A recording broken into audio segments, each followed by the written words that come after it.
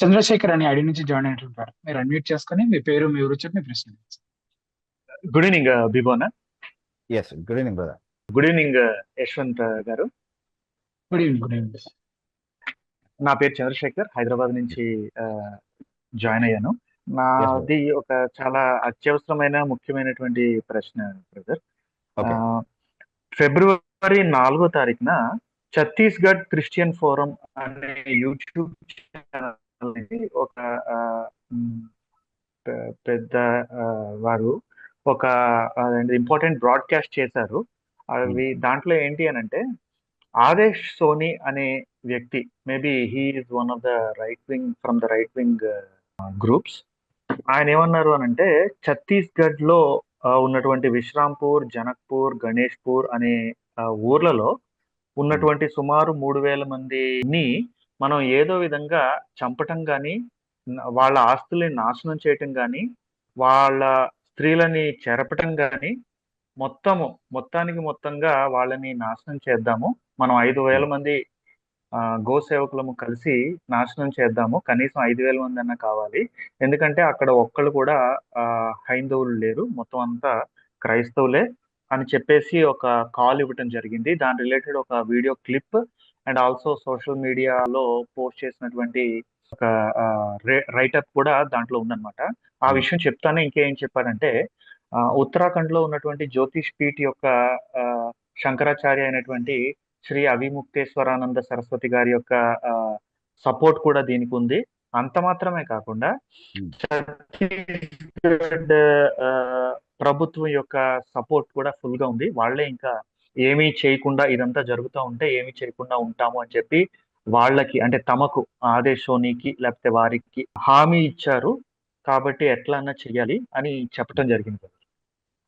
అంటే ఇది అంతకుముందు ఈ శ్రీ అవిముక్తేశ్వరానంద సరస్వతి గారు ప్రధాని మోదీ గారిని సైతము చాలా విధాలుగా క్రిటిసైజ్ చేస్తూ, ఇలాగే రైట్ వింగ్ స్టేట్మెంట్స్ చేస్తూ, చాలా విషయాల్లో చాలా పోలీస్ కేసుల్లో కూడా నమోదు చేయడం జరిగింది అనమాట, ఇటువంటి స్టేట్మెంట్స్ చేస్తూ.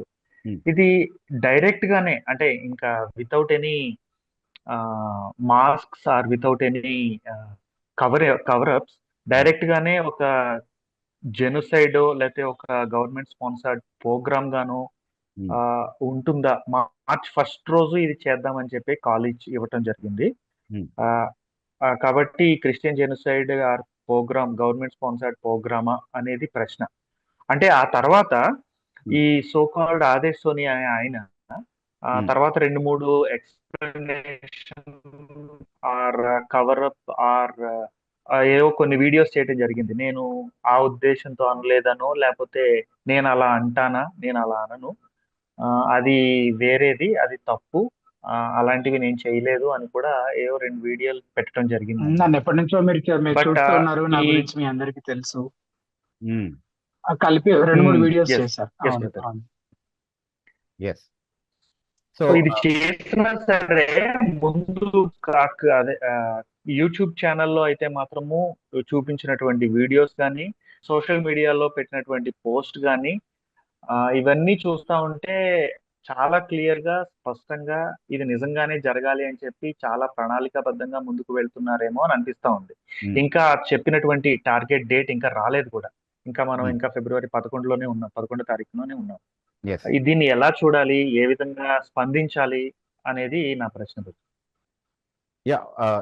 ఫస్ట్ అండ్ ఫార్మోస్ట్ మనం ఒక విషయాన్ని గుర్తించాలి. ఏంటి అని అంటే, ప్రస్తుతము భారతదేశాన్ని పరిపాలించేది ఆర్ఎస్ఎస్ ప్రభుత్వం. ఓకే, అదేంటి బీజేపీ ప్రభుత్వం కదా అని మీరు అనొచ్చు. కానీ బీజేపీ అనేది ఆర్ఎస్ఎస్ యొక్క పొలిటికల్ వింగ్, అది మనందరికీ తెలిసినటువంటి విషయం కదా. సో ఆర్ఎస్ఎస్ ఆవిర్భావం సమయం నుండి కూడా, తర్వాత దాని గురువులుగా ఉన్నటువంటి వాళ్ళు ఎవరైతే ఉన్నారో, పెద్దవాళ్ళు ఎవరైతే ఉన్నారో, వాళ్ళ రచనల్ని మీరు చదివినప్పుడు చాలా స్పష్టంగా హిందూ రాష్ట్ర ఏర్పాటులో 3 ప్రధానమైనటువంటి శత్రువులు మనకు ఎదురవుతారు, వాళ్ళని మనం ఎదుర్కోవాల్సి ఉంటుంది అన్నటువంటి విషయాన్ని మొదటి నుంచి వాళ్ళు నూరిపోస్తూ రావడం వాళ్ళ రచనల్లో చాలా స్పష్టంగా చదువుతాం మనం. మీరు సావర్కర్ గారి రచనలు చదవండి, లేకపోతే గోల్వాల్కర్ గారి రచనలు చదవండి, అవన్నీ ఇప్పుడు పబ్లిక్ డొమైన్లో అందుబాటులో ఉన్నాయి. నేనేమి కల్పించుకొని చెప్పట్లేదు. ఓకే, అంటే ఒక వర్గం వారంటే నాకు గిట్టదు కాబట్టి వాళ్ళకి వ్యతిరేకంగా నేను ఏదో మాట్లాడాలి కాబట్టి ఏదో మాట్లాడుతున్నాను కాదు. అంతా కూడా పబ్లిక్ డొమైన్ లో ఉన్నటువంటి ఇన్ఫర్మేషనే. ఆ ముగ్గురు శత్రువులు ఎవరు అని అంటే హిందూ రాష్ట్ర ఏర్పాటులో వాళ్ళ అభిప్రాయంలో క్రైస్తవులు, ముస్లింలు, కమ్యూనిస్టులు. ఓకే, ఇంకా చెప్పాలంటే ఇప్పుడు ఉన్నటువంటి ఇన్ఫ్లుయెన్స్ ని బట్టి అంబేద్కరిస్టులని కూడా ఆ జాబితాలో వాళ్ళు బహుశా చేర్చుకుని ఉండొచ్చు వాళ్ళ గ్రోయింగ్ ఆర్ ప్రోగ్రెసింగ్ ఐడియాలజీలో. ఓకే, సో ఇది వాళ్ళకు ఉన్నటువంటి ఫౌండేషనల్ థాట్. యాక్చువల్గా హిందూ రాష్ట్ర ఏర్పాటులో వాళ్ళకి అడ్డొచ్చేటటువంటి శత్రువులందరినీ కూడా ముందు అడ్డు తొలగించుకోవాలి అన్నటువంటి ఆలోచన వాళ్ళకు ప్రారంభం నుండే నూరిపోయబడింది. కాబట్టి ఐడియాలజికల్ గా ఈ మతాల్ని వాళ్ళు ఎదుర్కొంటూ వచ్చారు. అంటే ఈ క్రైస్తవాన్ని కానీ ఇస్లాంని కానీ పొలిటికల్ గా కమ్యూనిజంని కానీ వాళ్ళు ఐడియాలజికల్ గా ముందు నుండే ఎదుర్కొంటూ రావడము, దానికి వ్యతిరేకంగా చాలా విషయాన్ని నూరిపోయడము. ఇప్పుడు చాలా ప్రాంతాల్లో అసలు క్రైస్తవులన్నా ముస్లింలన్నా చిన్న చూపు, కనీసం మనుషులుగా కూడా చూసేటటువంటి పరిస్థితి లేకుండా ఉండడము, వాళ్ళకి అద్దెకి ఇల్లు ఇవ్వకపోవడము, లేకపోతే వాళ్ళని ఉద్యోగాల్లో పెట్టుకోకపోవడము, కొన్ని ప్రైవేట్ జాబ్స్ లో కావచ్చు, అట్లాంటివి ప్యూర్లీ అంటే small scale and private jobs ఏవైతే ఉన్నాయో వాటిల్లో వాళ్ళని ఉద్యోగాల్లో చేర్చుకోకపోవడము, వాళ్ళతో సోషల్ కమ్యూనికేషన్స్ ఉండకపోవడము, వాళ్ళని ఆస్ట్రసైజ్ చేయడము, వాళ్ళని అవకాశం దొరికినప్పుడు అటాక్ చేయడము వాళ్ళ రిలీజియస్ డ్యూటీస్ లో ఉన్నప్పుడు. సో ఇట్లాంటివన్నీ కూడా ఇందులో భాగంగా జరుగుతున్నవి. అయితే ఇప్పటి వరకు వాళ్ళు పెద్ద ఎత్తున ఎక్కడ కూడా దీన్ని అమలు చేయడానికి, అంటే ఈ ఐడియాలజీని అమలు చేయడానికి వాళ్ళకి అవకాశం రాలేదు. కానీ ఇప్పుడు వాళ్ళు పవర్లో ఉన్నారు. ఇప్పుడు ఆర్ఎస్ఎస్ ప్రభుత్వమే పరిపాలన చేస్తుంది వాస్తవానికి. కాబట్టి ఇప్పుడు పొలిటికల్ గా పవర్ వాళ్ళ చేతిలో ఉంది, చట్టం వాళ్ళ చేతిలో ఉంది, చట్ట వ్యవస్థలన్నీ కూడా వాళ్ళ చేతిలోనే ఉన్నాయి. వాళ్ళు ఏం కావాలంటే అది చేసుకునేటటువంటి పరిస్థితిలో ఉన్నారు డెఫినెట్లీ. కాబట్టి వాళ్ళు చేసే ప్రమాదం ఉందా, అలాగే జరుగుతుందా అని అంటే ఖచ్చితంగా జరుగుతుంది. మీరు ఇందాక ఒక మాట వాడారు చంద్రశేఖర్ గారు, ప్రోగ్రామ్ అనే పదం వాడారు. ఆ పదం చాలా మందికి తెలిసి ఉండకపోవచ్చు యాక్చువల్లీ మన వ్యూవర్స్ కి.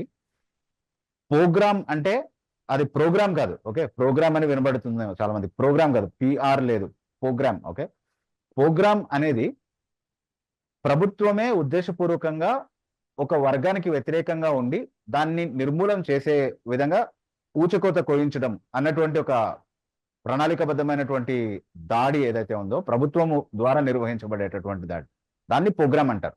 ఎథనిక్ క్లెన్సింగ్ కోసం, అంటే ఒక వర్గం వారు ఆ దేశంలో ఉండకుండా చేయడం కోసం, వాళ్ళని రూపుమాపడం కోసం, పూర్తిగా అక్కడ వాళ్ళ ప్రభావం ఏమీ లేకుండా చేయడం కోసం అలాంటి పని ఏ ప్రభుత్వమైనా చేయొచ్చా అంటే సాధారణంగా చేసే అవకాశం ఉంది. మనం వినుంటాం కదా, ఐసిస్ వాళ్ళు మంచి పవర్ లో ఉన్నటువంటి సమయంలో ఇరాక్ మరియు సిరియా దేశంలో ఉన్నటువంటి క్రైస్తవులందరినీ కూడా ఊచకోత కోసారు అన్నటువంటిది చూసాం మనం. ఐసిస్ ప్రభుత్వం అక్కడ ఉంది ఆ టైంలో. That is a pogrom. Okay, అట్లాంటి ఒక పని ఏ ప్రభుత్వమైనా చేసేటటువంటి అవకాశం ఉందా? వాళ్ళ పౌరులుగా ఉన్నటువంటి వాళ్ళ సొంత ప్రజల మీద, వాళ్ళు పౌరులు కాదనో వాళ్ళ పౌర స్థితిని రద్దు చేయడం ద్వారానో, లేకపోతే పరోక్షంగా ప్రభుత్వము ఇలాంటి దాడులకు చేయూతనిస్తూ అల్లరి మూకల్ని రేపి పెంచి పోషించి రెచ్చగొట్టి జనాల మీద వదిలిపెట్టి ఒక వర్గం నిర్మూలం అయ్యే విధంగా చేసేటటువంటి ప్రణాళికలు సాధ్యమా? ఈ దేశంలో అయినా ఏ దేశంలో అయినా అది సాధ్యమా అంటే ఖచ్చితంగా అది సాధ్యమే. It is possible. అంటే ప్రాక్టికలీ వాళ్ళకి కావాల్సిందంతా అది చేయగలిగేటటువంటి అధికారం వాళ్ళ చేతిలో ఉండాలి, అంతే. అది ఉన్నంత వరకు ఎవరైనా చేయగలరు, ఏ ప్రభుత్వమైనా ఆ పని చేయగలదు. సో చేస్తున్నారా అన్నది ప్రశ్న. ఇప్పుడు ఇది బయటకు వచ్చింది కదా, తర్వాత అతను వెంటనే క్లారిఫికేషన్ ఇచ్చాడు. ఏమని? నేను అలా ఏం ఉద్దేశించలేదు, నా అది కాదు, తూచని మాటలు. అంటే మనకి క్రిస్టియన్ ఫోరం వాళ్ళు విడుదల చేసినటువంటి వీడియోలో ఇతని స్టేట్మెంట్స్ ఉన్నాయి. అక్కడ క్రైస్తవులే ఉన్నారు, హిందువులు ఎవరు లేరు, అన్ని కూడా ఆయన చేసినటువంటి స్టేట్మెంట్సే. అతను రెచ్చగొట్టినటువంటి మాటలు ఉన్నాయి. మీరు ప్రస్తావించినటువంటి ఆ పీఠాధిపతి మాటలు కూడా ఉన్నట్టున్నాయి. ఆ శంకరాచార్య ఎవరైతే ఉన్నారో ఆయన మాటలు కూడా ఉన్నట్టున్నాయి అందులో. ఓకే, సో నేను కూడా చూసాను ఆ వీడియోని, ఒకసారి చూసాను. I didn't observe it as carefully as I should. కాకపోతే చాలా స్పష్టంగా మేము గౌరక్షక్స్ గా ఒక ర్యాలీ తీయాలనుకుంటున్నాము మార్చ్ 1 రోజు. అంతకుమించి మాకు హింసాత్మకమైనటువంటి ఆలోచనలు ఏమీ లేవు అన్నటువంటి వివరణ ఇతను ఇచ్చే ప్రయత్నం చేశాడు, ఈ ఆదేశ్ ధోని అన్నటువంటి వ్యక్తి. కానీ దాన్ని ఎంతవరకు నమ్మొచ్చు? అది కూడా ఒక ఆ వ్యూహంలో భాగమే అయి ఉండొచ్చు. అంటే ఇది బయటికి వెళ్ళింది కాబట్టి ఇప్పుడు వాళ్ళ సర్కిల్స్ లోనే మాత్రమే సర్క్యులేట్ అవ్వాల్సినటువంటి ఇన్ఫర్మేషన్, వాళ్ళు ప్రణాళికబద్ధంగా చేసుకోవాల్సినటువంటి విషయం బయటికి పొక్కింది కాబట్టి, ఎవరి మీద అయితే దాడి జరుగుతుందో ఆ క్రైస్తవ సమాజమే దాన్ని బయట పెట్టింది కాబట్టి వ్యూహాత్మకంగా ఇప్పుడు కాదు, దాన్ని ఖండిస్తున్నాను, కావాలంటే ప్రభుత్వం కూడా చర్య తీసుకోవచ్చు అన్నటువంటి మాటలు అతను చెప్తుండొచ్చు. ఓకే, కానీ ఆ రోజు ఏం చేస్తారు? పీస్ఫుల్ గా ర్యాలీ తీస్తారు, ఆ ప్రాంతాలు వచ్చేంత వరకు. తర్వాత ఏదో ఒక law and order situation create చేస్తారు, వాళ్ళే ఎవరైనా క్రియేట్ చేస్తారు. తర్వాత ఇక్కడికి వచ్చిన తర్వాత శాంతి భద్రతల సమస్య వచ్చింది, మా మీద ఏదో దాడి జరిగింది, మేము ఎదురు దాడికి దిగాము, దానివల్ల చాలా మంది ఉన్నారు కాబట్టి పరిస్థితి అదుపు తప్పిందని చెప్పి వాళ్ళు చేయాలనుకున్నటువంటి ఆ ఊచకోత, ఆ మానభంగము, వాళ్ళు చేయాలనుకున్నటువంటి ఆ పాడు పనులన్నీ కూడా చేసుకొని వస్తారు. వచ్చిన తర్వాత అది జరిగేంత వరకు ఇప్పుడు మీరు చెప్పారు కదా అడ్మినిస్ట్రేషన్ సపోర్ట్ కూడా ఉందని అతను చెప్తున్నాడు. వాళ్ళు ఏం చేయలేకపోయాం, మేము పోలీస్ ప్రొటెక్షన్ ఉండింది కానీ ఉన్న పోలీస్ బలగం సరిపోలేదు, మేము ఏం చేయలేకపోయాం అన్నటువంటి ఎక్స్ప్లెనేషన్స్ తర్వాత వస్తాయి. అదంతా షరామాములే, మనం చూస్తూ వచ్చాం. ఇలాంటి ఒక క్లాసిక్ ఎగ్జాంపుల్ మనం ఆల్రెడీ మణిపూర్లో చూసాం, లాస్ట్ ఇయర్ అంతా చూసాం.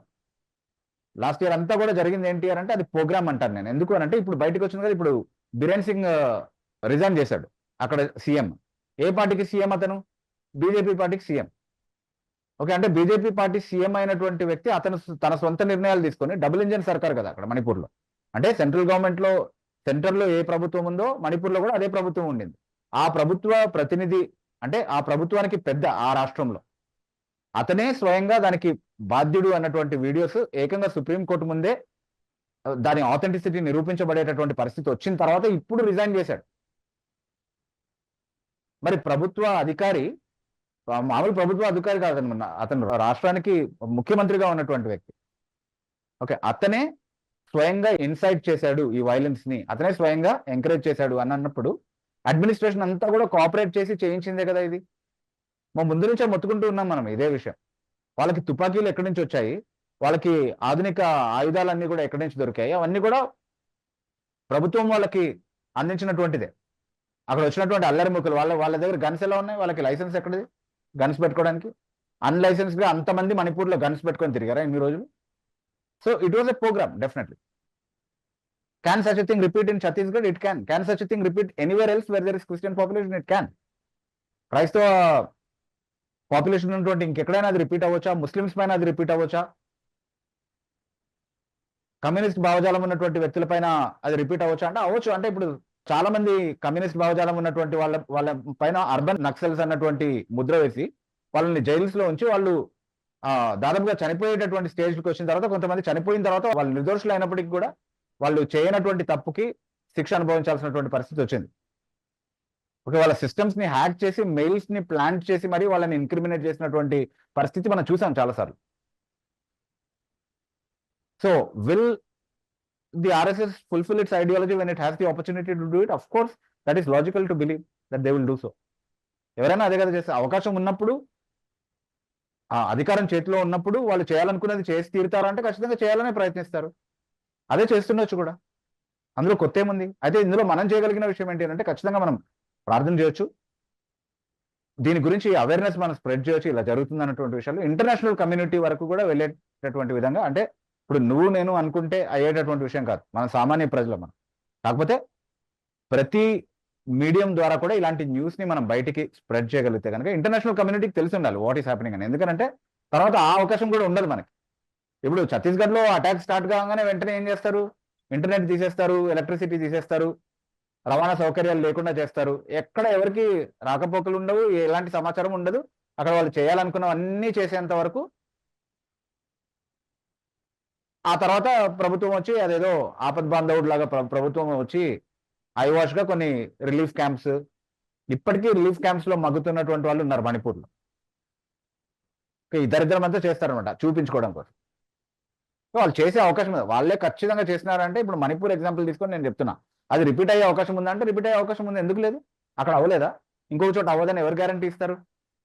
ఇప్పుడు వీడి స్టేట్మెంట్ ఇచ్చిన తర్వాత ఏ ప్రభుత్వం రెస్పాండ్ అయ్యి మా వైపు నుంచి అలాంటిది ఏమీ లేదు, మేము అలా ఎప్పుడు చేయము, మేము అందరు ప్రజలందరూ మాకు సమానమే, మేము అందరి పక్షంగా ఉన్నాము, అలాంటిది ఎవరైనా చేసే ప్రయత్నం చేస్తే, అసలు ఇలాంటి ఒక అప్రహెన్షన్ ఉంది కాబట్టి ఆ ర్యాలీకి మేము అసలు అది పీస్ఫుల్ గా చేసుకుంటామన్నా కూడా మేము అనుమతి రద్దు చేస్తున్నాము, ఆ ప్రాంతం కూడా ప్రత్యేకంగా వాళ్ళు ప్రస్తావించినటువంటి ఆ ఊర్ల ప్రాంతంలో నుండి ర్యాలీ తీయడానికి అవకాశం లేదు, మేము అలాంటి అనుమతులు ఇవ్వము, ఎందుకంటే అలాంటి ప్రమాదం సంభవించే అవకాశం ఉంది, యువతుల నుంచైనా అవతల నుంచైనా అవాంఛనీయ సంఘటనలు జరిగేటటువంటి అవకాశం ఉంది, వాళ్ళు ఇన్సెక్యూరిటీ ఫీల్ అయ్యి వాళ్ళు ఏమైనా అటాక్ చేసే అవకాశం ఉంది, వీళ్ళు పగడబందీగా ప్రణాళికబద్ధంగా ఏదైనా చేయకూడనివి చేసేటటువంటి అవకాశం ఉంది, అలాంటివి మేము జరగనివ్వము, అనుమతులు మేము రద్దు చేస్తున్నాము, అలాంటి ర్యాలీ ఏమీ జరగదు అన్నటువంటి హామీ ఎవడన్నా ఇచ్చాడు ఇప్పటి వరకు బయటకు వచ్చి?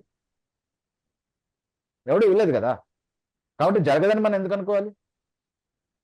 జరగచ్చు, జరిగే ప్రమాదం ఉంది, దానికి మనం సిద్ధపడే ఉండాలి ప్రతిసారి కూడా, ఎప్పుడైనా జరగచ్చు. So is there a situation of a pogrom that is possible in India? It is possible. Is there a possibility that there can be an ethnic cleansing of a particular group? It is possible. And Manipur is my argument for that. మణిపూర్లో ఏం చెప్పారు, కాదు అది 2 వర్గాలకు సంబంధించినటువంటిది, cookie వర్గానికి తర్వాత మెయితేయి వర్గానికి సంబంధించినటువంటి, ఈ వర్గాలకు సంబంధించినటువంటి భూ సంబంధమైనటువంటి ఏవో గొడవలు ఉన్నాయి అని పైకి చూపించడానికి కారణాలు 100 చూపిస్తారు మనకు. కానీ టార్గెట్ చేయబడిన కమ్యూనిటీ ఏది? Christian community. ఏ ఏ స్థావరాలని అటాక్ చేశారు? చర్చెస్ని అటాక్ చేశారు, క్రిస్టియన్ ఆర్గనైజేషన్స్ని అటాక్ చేశారు, క్రిస్టియన్ యాక్టివిటీస్ చేసేటటువంటి చాలా ఇన్స్టిట్యూట్స్ని, స్కూల్స్ని అటాక్ చేశారు, అన్నిటిని ధ్వంసం చేశారు, పాడు చేశారు. ఎందుకు చేశారు? Because the attack was intended against that community, అంతే. That's no two ways about it. Okay, so చేస్తున్నారు. ఆ ఇన్ఫర్మేషన్ మనకు అవకాశం ఉన్నంతలో, మనకు కూడా అబ్రాడ్లో మన రిలేటివ్స్ ఉంటారు, ఫ్రెండ్స్ ఉంటారు, వాళ్ళకి చెప్పండి, వాళ్ళకి తెలిసినటువంటి మాధ్యమాల ద్వారా న్యూస్ని బయటికి వెళ్ళనివ్వండి. ఆ క్రిస్టియన్ ఫోరం వాళ్ళు విడుదల చేసినటువంటి ఆ వీడియోని షేర్ చేయండి, వైరల్ చేయండి. అట్లీస్ట్ అంటే మన వైపు నుంచి మనం చేయగలిగే ఏ కొంచెమైనా మనం చేయగలిగితే. But if the government was transparent about it's commitment to, అంటే సబ్కా సాత్ సబ్కా వికాస్ అని ఏదైతే చెప్తున్నారో, మాకు అందరూ ఒకటే, మేము సెక్యులర్ అని ఏదైతే చెప్తున్నారో, ఓకే, అదంతా కూడా ఒకవేళ నిజమైతే కనుక they have to prove, they have to come clean and show that they stand against these vigilante groups. వాళ్ళందరికీ కూడా వ్యతిరేకంగా మేము ఉన్నాము, మేము మా సిటిజన్స్ని మేము ప్రొటెక్ట్ చేసుకుంటాం అన్నటువంటి అష్యూరెన్స్ వాళ్ళు ఇవ్వగలిగారు. ఇప్పటివరకు అట్లాంటి అష్యూరెన్స్ ఏం రాలేదు. కాబట్టి డెఫినెట్లీ సస్పెక్ట్ చేయాల్సినటువంటి అవసరం అయితే ఉంది. ఖచ్చితంగా ప్రభుత్వం అది చేస్తుంది ఇప్పుడు అని నేను చెప్పట్లేదు, కానీ చేసే ప్రమాదం ఉందా అంటే ఉంది. ఎందుకంటే పాస్ట్ రికార్డ్ అట్లా ఉంది కాబట్టి, దేన్నైనా మ్యానిపులేట్ చేసి చూపించగలిగేటటువంటి పరిస్థితి కూడా వాళ్ళ దగ్గర ఉంది కాబట్టి డెఫినెట్లీ అలా చేసే ప్రమాదం అయితే ఖచ్చితంగా ఉంది. So very very important question కాబట్టి ఎక్కువ సమయం తీసుకున్నాను. I think it's definitely important and we must all pray about it. అందరూ దాని గురించినటువంటి ఇన్ఫర్మేషన్ షేర్ చేయాల్సినటువంటి అవసరం ఉంది. ఆ వీడియో లింక్ కూడా నేను ప్రొవైడ్ చేస్తాను, so that you can do the needful from your side, whatever you can do. Right, thank you for that very important question brother Chandrashekar. Thank you brother, అది చాలా గంభీరమైనటువంటి విషయము. Yeah. ప్రార్థన చేయాలి, మీరు అన్నట్టు ఏ విధంగానైనా సరే సహాయం చేయాలి. Thank you brother. Thank you. Yeah.